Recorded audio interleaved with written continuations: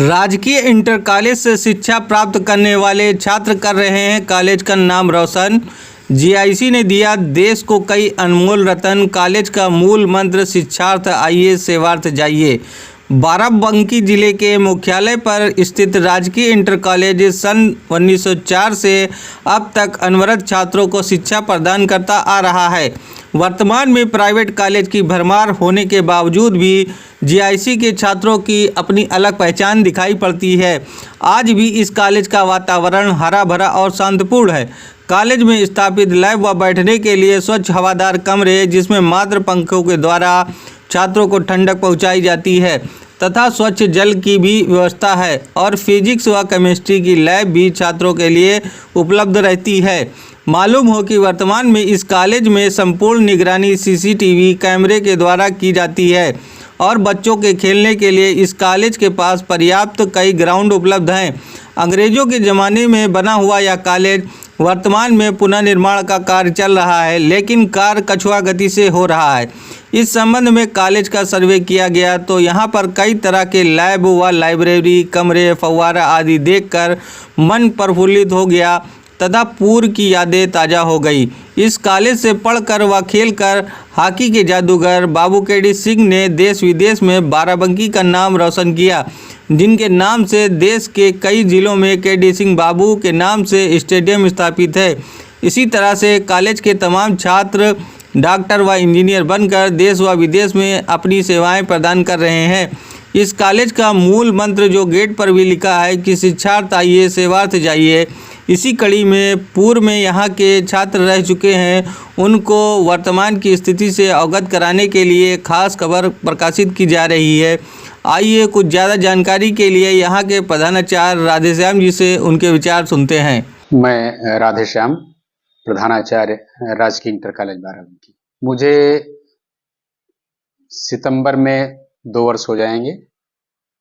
अभी मेरा तीसरा वर्ष प्रारंभ है। देखिए, 2023 की जो बोर्ड परीक्षा हुई थी उसमें हाई स्कूल का जो परीक्षा परिणाम रहा वह 80% रहा और इंटरमीडिएट का परिणाम आशा से कुछ कम रहा, 62% ही रह गया।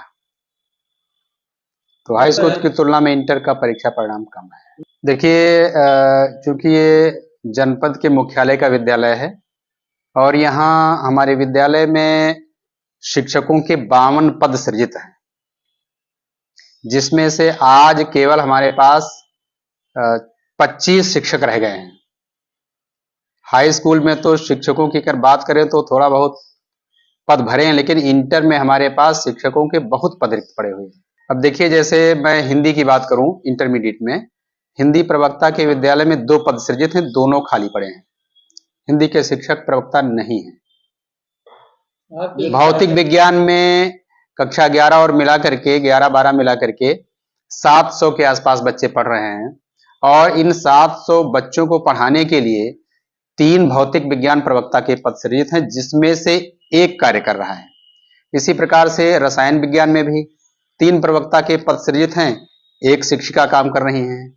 जीव विज्ञान प्रवक्ता का 1 पद सृजित है, वह 10 साल से नहीं है। तो जब शिक्षक ही नहीं रहेंगे तो हम जिस तरह का परीक्षा परिणाम देना चाहेंगे कैसे दे पाएंगे। एलटी ग्रेड के टीचरों को हम इंटरमीडिएट क्लासेस में विद्यार्थियों को पढ़वाने के लिए लगा रहे हैं, तो जितना बन पड़ रहा है उतना किया जा रहा है। यदि हमें शिक्षक मिल जाएं तो ये हमारा रिजल्ट 62 नहीं, 82 नहीं और 92 पहुंच सकता है। ये विभाग और शासन, हाँ, जब भी सूचना मांगी जाती है हम लोग नियमित सूचना देते हैं, डिमांड जाती है कितने टीचर हमको चाहिए, लेकिन अब शासन और विभाग की मंशा है जैसे ऐसे शिक्षक आ रहे हैं उससे आपसे विभाग उपलब्ध कराता है। विकास कार्य हो रहा है वो बहुत धीरे गति से हो रहा है, मैंने देखा। ये विद्यालय सन 1904 का स्थापित विद्यालय है और हमारे इस विद्यालय को 118 वर्ष हो चुके हैं। विद्यालय अत्यंत जर्जर हो गया था, छतें सबकी सब टपक रही थी, जितना पानी ऊपर बरसता था सबका सब नीचे आ जाता था। लेकिन सरकार की मेहरबानी हुई, विद्यालय के दिन बहुरे और प्रधानमंत्री जन विकास कार्यक्रम के अंतर्गत इस विद्यालय के जीर्णोद्धार की स्वीकृति मिली और माननीय मोदी जी, माननीय योगी जी की मैं तारीफ करूंगा कि कम से कम जनपद के मुख्यालय पर उनकी नजर इनायत हुई और जो धनराशि मिली है उससे जीर्णोद्धार कार्य प्रारंभ है।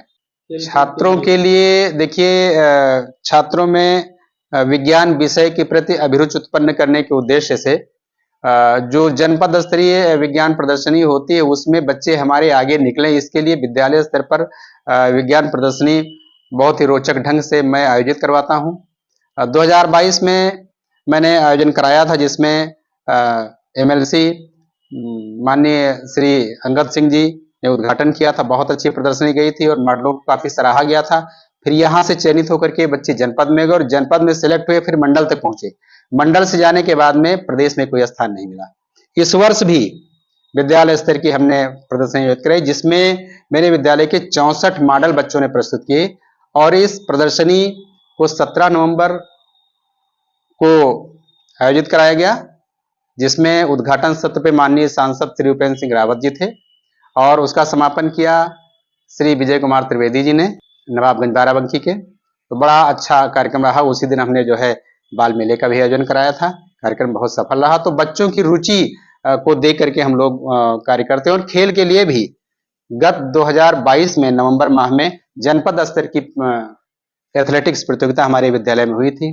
क्योंकि हमारा विद्यालय जो है इसका परिसर बहुत बड़ा है, खेल का बहुत बड़ा मैदान है, तो इसमें हमने काफी वर्षों से खाली पड़ा था, बड़ा उबड़ खाबड़ हो गया था। तो लगातार 3 दिनों तक हमने ट्रैक्टर से जुताई कराई और तब जाकर के जनपदीय प्रतियोगिता हम करा पाए। विद्यार्थियों के लिए मैं यही संदेश देना चाहूंगा कि ये उनका विद्यालय है और इस विद्यालय में वे समय मिले तो आए।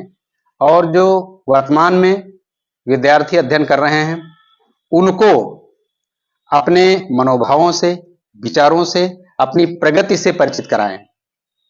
उनकी उपलब्धियां यहाँ के विद्यार्थियों के लिए बहुत बड़ी प्रेरणा स्रोत होंगी। उनको देख करके हमारे बच्चे बहुत उत्साहित होंगे।